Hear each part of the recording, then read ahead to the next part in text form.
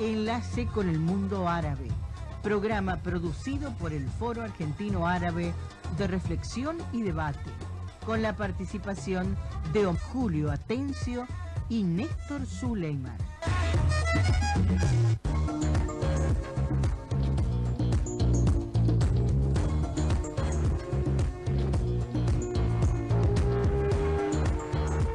Relatos y crónicas del mundo árabe y la patria grande.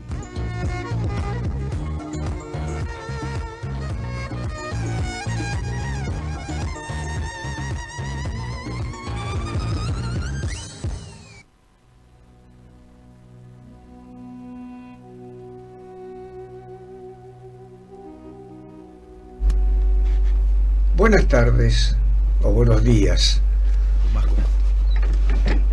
Depende de donde nos estén escuchando, porque hoy comenzamos una nueva etapa en el enlace con el mundo árabe, un nuevo ciclo en esta radio, en la AM 1330, y simultáneamente salimos por la 105.7, la FM 105.7.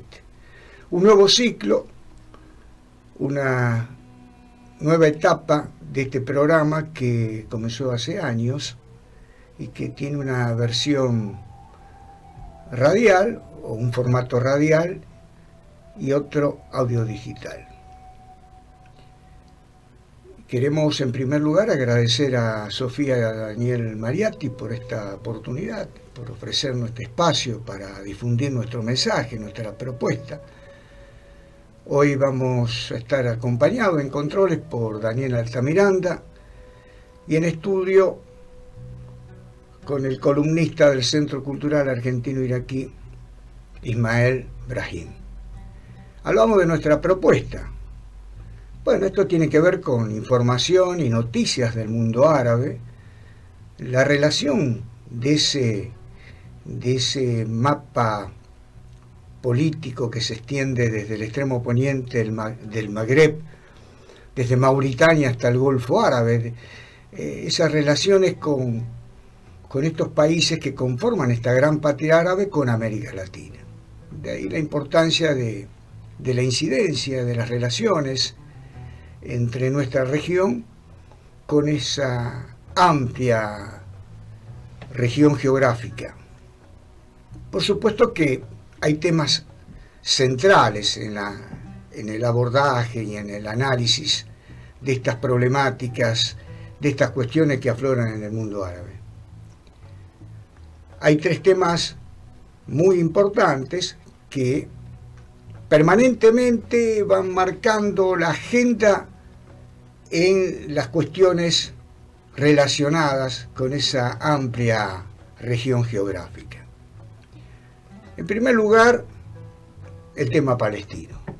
El tema palestino que ya llevamos más de 77 años de una tragedia, de un pueblo, de lo que los árabes llaman la Nakba, una tragedia que en los últimos tiempos, en el último año y medio, trajo como saldo la muerte de más de 50.000 palestinos en manos de un Estado con un formato realmente criminal, un formato genocida. El Estado que conocemos con el nombre de Israel, para otros es un pseudo-Estado o Estado artificial, si analizamos las características y los antecedentes históricos que llevaron a la materialización de este Israel. Otra de las causas trascendentes que emergen en esta cartografía tiene que ver con la situación del pueblo árabe saharaui, en el extremo poniente, en el Magreb, en el Sáhara Occidental. Una región que que está sometida bajo la ocupación, ya se van a cumplir prácticamente 5 décadas de la presencia foránea, de la presencia de la corona marroquí, que ocupó ese espacio en el norte de África, en el noroeste de África, a partir de una serie de acuerdos y convenios con la otrora potencia colonialista, me refiero a España. Este tema, el tema del Sáhara Occidental, va a ser una de las cuestiones también que vamos a abordar en esta hora que tenemos y que tiene que ver con este enlace con el mundo árabe. Y la tercera cuestión que creemos que es importante siempre abordarla, y que además tiene muy poca difusión, muy poca información, pero que tiene que ver con la realidad del mundo árabe, es el tema de los árabes que viven bajo la ocupación de la teocracia persa en la zona de Al-Ahwaz, en las cercanías del Golfo Árabe. Golfo Árabe decimos, no Golfo Pérsico. La denominación pérsico viene de la impronta que le dieron los ingleses a la región cuando dominaban, ¿no?, el creciente fértil. Pero el verdadero nombre es árabe, porque viven árabes en ambas costas de este golfo. Y precisamente en la costa oriental vive el pueblo árabe de Al-Ahwaz, sometido primero bajo la tremenda y brutal ocupación de la dinastía Pahlavi, que arrancó ocupando el lugar en la década del 20 del siglo XX, gracias a la intervención de los ingleses, y luego con este nuevo formato de Estado teocrático conducido por los sectores vinculados a la jerarquía del chiismo, me refiero a los ayatollah. Tres temas trascendentes que no van a faltar en las crónicas y en los relatos y en el análisis de estas cuestiones emergentes en el mundo árabe. Otra de las cuestiones que creo que es importante abordar tiene relación con las minorías nacionales, étnicas y religiosas, porque en esa gran cartografía que se extiende del extremo poniente, el Magreb, hasta el Golfo Árabe, desde Mauritania hasta la región de Al-Ahwaz ocupada, afloran distintas cuestiones culturales vinculadas a los movimientos nacionales, a los grupos étnicos, a las expresiones religiosas, que son las que finalmente le han dado ese ingrediente fundamental a la identidad panarabista. No podemos concebir al mundo árabe sin tener en cuenta estos aportes culturales que fueron trascendentes en la historia de esa región y en la identidad de esos pueblos. En nuestro programa, por supuesto que no va a faltar la música, vamos a tratar de seleccionar la mejor música folclórica y clásica del mundo árabe, así que es tiempo de escuchar el primer tema.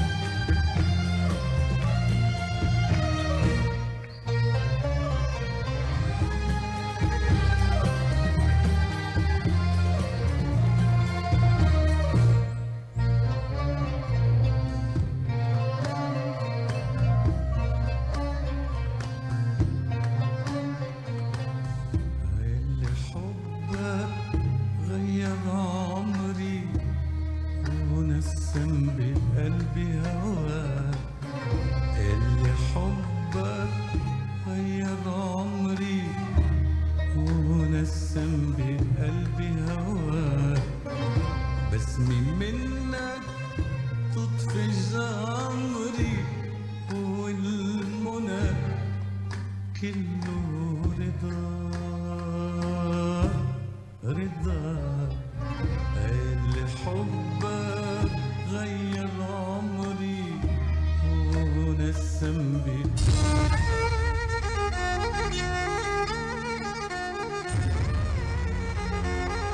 Enlace con el mundo árabe, una producción del Foro Argentino Árabe de Reflexión y Debate.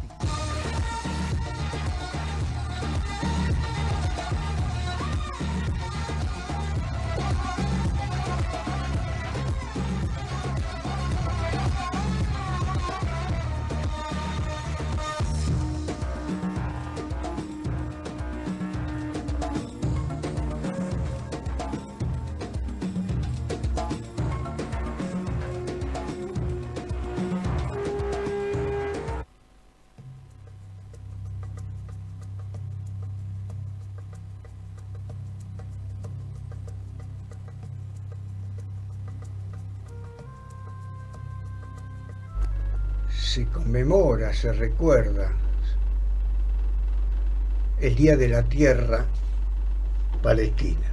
Y esto tiene que ver con un hecho que ocurrió el 30 de marzo de 1976, cuando el gobierno israelí lleva adelante un plan de apropiación de tierras palestinas, que terminó con una gran movilización que recorrió prácticamente desde Cisjordania hasta el Negev, en contra de estos nuevos asentamientos de colonos judíos en la Palestina ocupada. Un aniversario que recuerda a los mártires caídos en estas jornadas. Fue muy dura la represión de parte del ejército y la policía israelíes. Murieron alrededor de 25 ciudadanos palestinos. Y esta fecha, todos los años, la recuerdan los palestinos que viven en la diáspora como aquellos que están bajo la ocupación, la criminal ocupación israelí.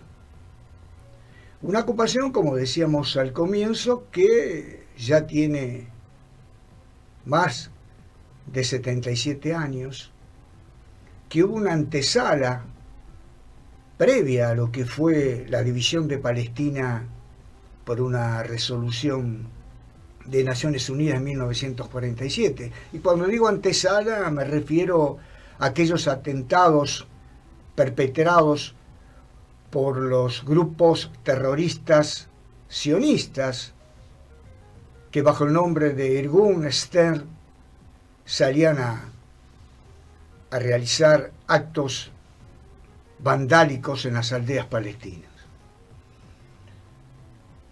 Más de 77 años de una tragedia que trajo como saldo a más de 5 millones de palestinos bajo la situación de revista de refugiados, y que en los últimos tiempos, si tomamos los hechos ocurridos a partir del 7 de octubre del 2023, hasta el momento, las agresiones del Estado sionista, tanto en Gaza como en Cisjordania, se cobraron más de 50.000 muertos palestinos. A esto tenemos que agregarle la cantidad de desaparecidos. Según las fuentes del gobierno de la Autoridad Nacional, de la Autoridad Nacional Palestina, ya se habla de 25.000 desaparecidos. De palestinos que seguramente están bajo los escombros de esa Gaza totalmente destruida. Para que tengamos una idea de la magnitud de la catástrofe, hoy evalúan que limpiar Gaza de los escombros llevaría alrededor de 12 años. Millones y millones de toneladas de escombros que fueron producto, está claro, ¿no?, de las operaciones militares perpetradas durante 1 año y medio por las fuerzas israelíes. Hoy la Corte Penal Internacional ha pedido la captura de Netanyahu y Galán, de 2 funcionarios del Estado teocrático judío que deben dar cuenta a esta Corte de los hechos aberrantes que cometieron en Gaza durante estos largos días, durante este año y medio. Por otro lado, el Tribunal Internacional de Justicia ha culpado a Israel, ha ubicado a Israel en el banco de acusados por los delitos de lesa humanidad perpetrados por este Estado. Nosotros decíamos con algunos amigos que era impensable, era muy poco, es decir, no podíamos imaginar hace unos lustros, hace unas décadas, que estos genocidas israelíes iban a estar acusados en la Corte Penal Internacional o el Estado o pseudoestado de Israel en la Corte Internacional de Justicia. Seguramente el camino para lograr la liberación total de los territorios es muy largo. Hay algunos hechos importantes para considerar en estos procesos de independencia, de emancipación. Argelia estuvo 133 años bajo la ocupación francesa. En los últimos 7 años de la Guerra de Liberación Argelina, prácticamente del 56 o del 55 al 62, en 1962, de 1955 a 1962, las cifras de desaparecidos y de bajas que tuvo el pueblo argelino fue realmente espeluznante, fue realmente asombrosa. Estamos haciendo referencia a 1.500.000 argelinos que murieron bajo la metralla del colonialismo francés. 133 años bajo la dominación francesa padeció el pueblo argelino. Los pueblos del creciente fértil, me refiero a lo que ustedes llaman Medio Oriente, o lo que finalmente conocemos como Medio Oriente, que es una nominación inglesa también, ¿no? Bueno, los pueblos que conforman la actual Siria, el Líbano, Irak, Jordania y Palestina, estuvieron 4 siglos bajo las garras del Imperio Otomano. Y yo quería hacer mención a una reflexión de un dirigente saharaui, ¿no?, cuando él hacía referencia a la lucha del pueblo saharaui. Y esto tiene que ver con los tiempos que se llevan o que se implementan o que los pueblos llevan adelante o están sometidos para poder liberarse. Este dirigente saharaui, Mohamed Jeslem Baysat, integrante del Frente Polisario y miembro del Ejecutivo de la República Árabe Saharaui Democrática, cuando hacía referencia a la lucha por la emancipación del pueblo saharaui, me decía: llevamos 50 años de lucha y es mucho para la vida de un hombre, pero no es de la misma índole en la vida de una nación. Claro, el costo es muy grande para la vida del pueblo palestino, para las vidas de los palestinos. Pero quedaba otra alternativa. Le quedaba otra alternativa al pueblo palestino, que viene sufriendo esta terrible tragedia de más de 77 años. desposeídos de sus tierras, de sus hogares, viviendo como refugiados y dependiendo de la generosidad de algunos gobiernos oportunistas. ¿Le quedaba otra alternativa a la del 7 de octubre del 2023? Esa es una pregunta, una reflexión que tenemos que hacernos.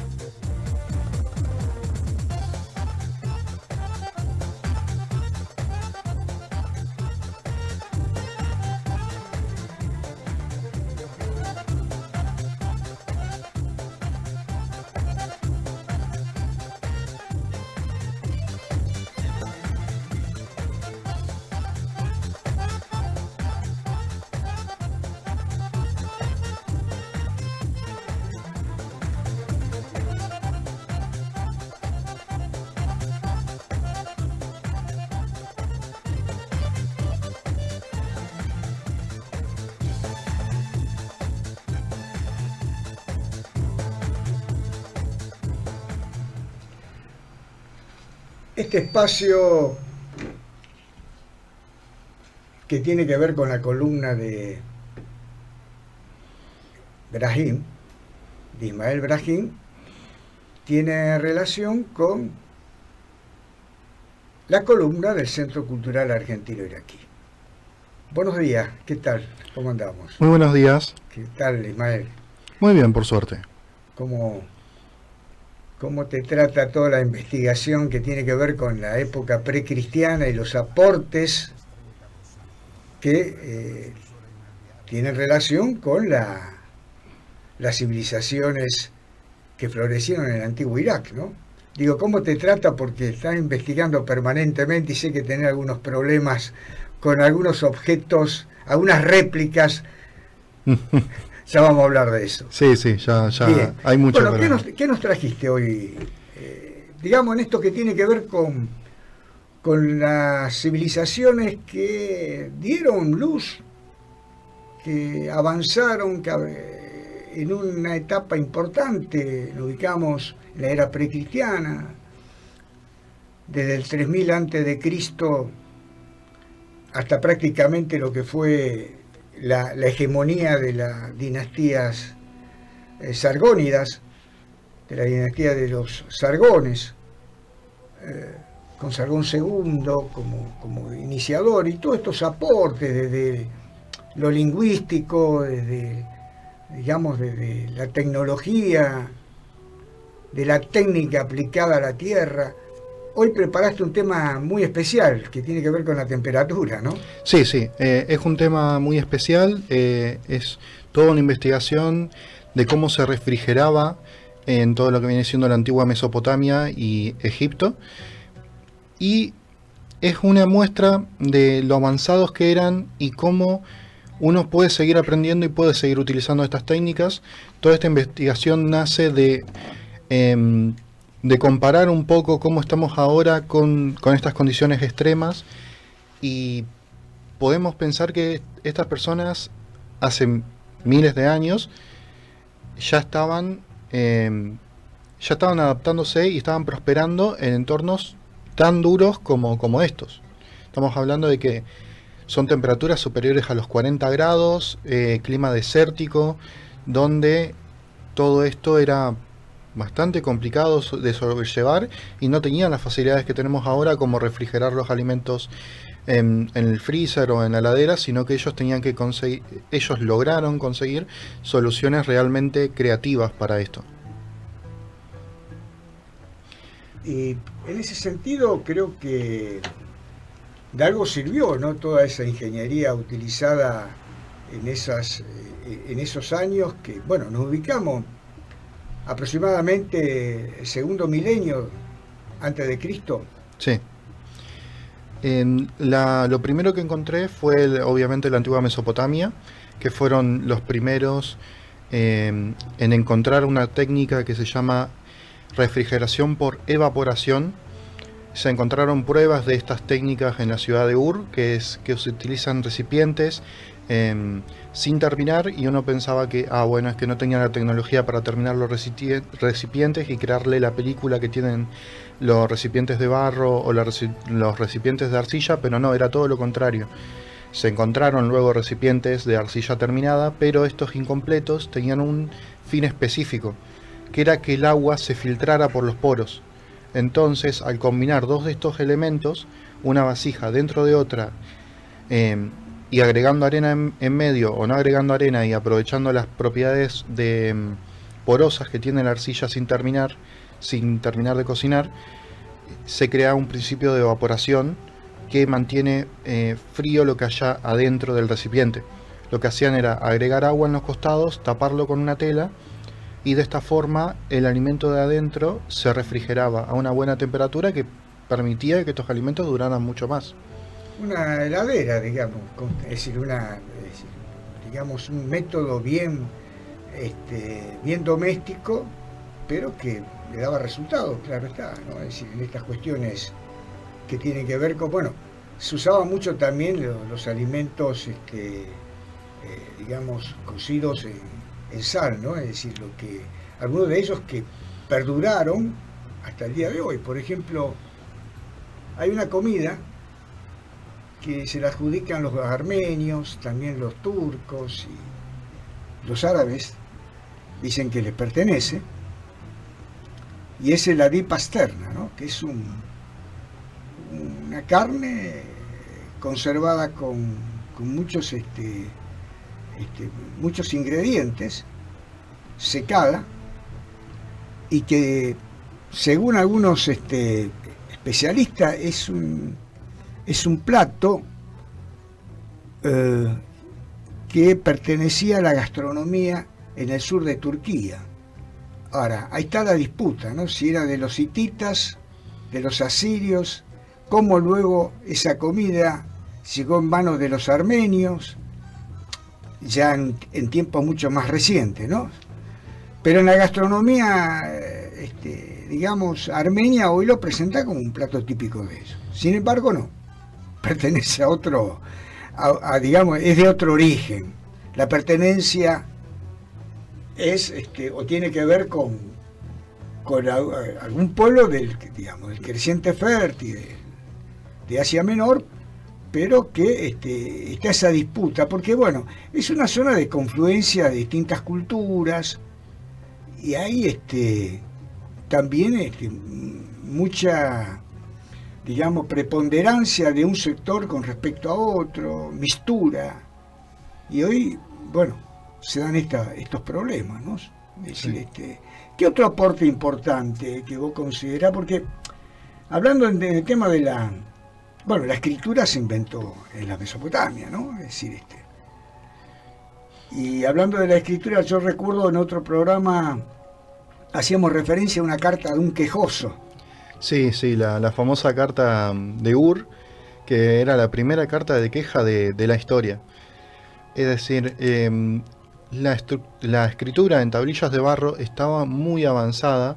No estamos hablando de que era solamente algo anecdótico o algo anexado a las élites, ni mucho menos. Estamos hablando de que existían carteros, existían mensajeros que mandaban estas tablillas. Hay un registro que a mí me encanta hablar de él, que es un catálogo de muebles. O sea, había carpinteros que tenían un catálogo de muebles que iban y lo repartían y decían, bueno, el set perfecto para una boda es este. Y narraban todas las características. Estamos hablando de los alberes de la humanidad y de los alberes de la humanidad civilizada, porque vos pensás, bueno, ¿qué es civilización? ¿Y qué es una civilización próspera? Carteros moviendo los mensajes, catálogos, es como muy cercano a la actualidad, porque es algo que vos podés pensar en la vida diaria. Es decir, mandar una carta de queja, una carta documento, mandar un mail a un catálogo, a un carpintero para ver qué tiene para un casamiento, alquilar un lugar para un casamiento. Eran todas cosas que hay tablillas que narran toda esa situación De la vida cotidiana. De la vida cotidiana. Claro. Inclusive en esa carta, digamos, el quejoso hace mención a la calidad del producto, ¿no? Claro, hace mención a la calidad del producto, también hace mención a que él había dejado en depósito dinero, es decir, ya tenían un sistema económico lo suficientemente complejo como para dejar dinero pagado por adelantado para hacer los pagos regularmente y los envíos. También habla de las rutas de comercio, de cómo este hombre se amparaba este estafador se amparaba en vender a lugares que estuvieran inhóspitos o que estuvieran muy lejos, que estuvieran en rutas complicadas, para que luego sus clientes no vayan a reclamarlos o tengan más complicaciones para eso. O sea que estaban, digamos, como una especie de trampa en ese sentido, en algunos proveedores. Es decir, yo te envío esto, bueno, hoy ocurre también, ¿no? Es decir, claro. Con estas compras online, muchas veces, bueno, esto sería una antesala de lo que era lo que hoy es la compra online, ¿no? Es decir, el encargar un determinado material mobiliario, en este caso, donde el comprador, el que encargó determinado inmobiliario, se queja, digamos, al que confeccionó esos muebles por la calidad del mueble, ¿verdad? Claro. y la cantidad creo que también habla de ese tema. Sí, yo creo que es importante cuando buceamos la historia de estos pueblos, en esta era digamos, en esta era precristiana, es decir, que entendamos los aportes fundamentales de estas culturas en el plano de distintos rubros, ¿no? Es decir, los canales de riego, por ejemplo. Eran increíblemente complejos, estamos hablando de que utilizaban brea o un derivado de la brea para impermeabilizar los canales, estamos hablando de que tenían compuertas, represas, era un sistema siglos avanzado a todo lo que había alrededor, era increíblemente complejo y se siguió utilizando. Así es. Hasta que lo destruyeron. Así es. Y vos sabés que uno de los responsables de esa destrucción ha sido Estados Unidos. Porque los sistemas de riego que utilizaban los sumerios se fueron implementando en Irak hasta la presencia digamos, del invasor asistido por un estado vecino, ¿no? Siempre lo decimos que, como, bueno, el mismo Ahmadinejad, otrora presidente de la República Islámica de Irán, decía que Estados Unidos había ocupado Irak gracias a la asistencia de Irán, ¿no? Bueno, Estados Unidos, uno de los propósitos que tuvo en la primera embestida en 1991 fue destruir toda la infraestructura vinculada al agro en la República de Irak. Destruyó en esos momentos, yo te diría que hectáreas impresionantes de palmares. O sea que Irak es uno de los primeros productores de dátiles en el mundo. Inclusive el dátil iraquí es uno de los más exquisitos, ¿no? Según los paladares entendidos. Compite con el dátil que proviene de Argelia, ¿no? Entre los dos, digamos, una buena competencia. Bueno, Estados Unidos se encargó de destruir todos estos. ¿Qué amenaza representará que la gente pueda cultivar un poco de comida? Claro, bueno, esto formaba parte de destruir un sector importante de la economía iraquí en esos momentos, ¿no? Es decir, Irak había diversificado el ámbito de la economía, de la producción genuina y local. No era simplemente el petróleo, sino también le daban mucha importancia a la agricultura, ¿no? Nos ubicamos un poco en tiempos, digamos, del gobierno del otro presidente Saddam Hussein. Vamos a un tema musical y luego seguimos, ¿te parece? Buenísimo.